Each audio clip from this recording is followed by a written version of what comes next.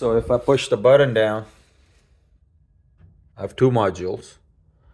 So this one works fine. And this is for my second garage, my smaller garage door. So if I push this button, the light goes off and nothing happens. It just beeps. That's it. Look, one more time. Doesn't want to open all of a sudden. Don't know what happened. The up button. The up button blinks. I think you can see that.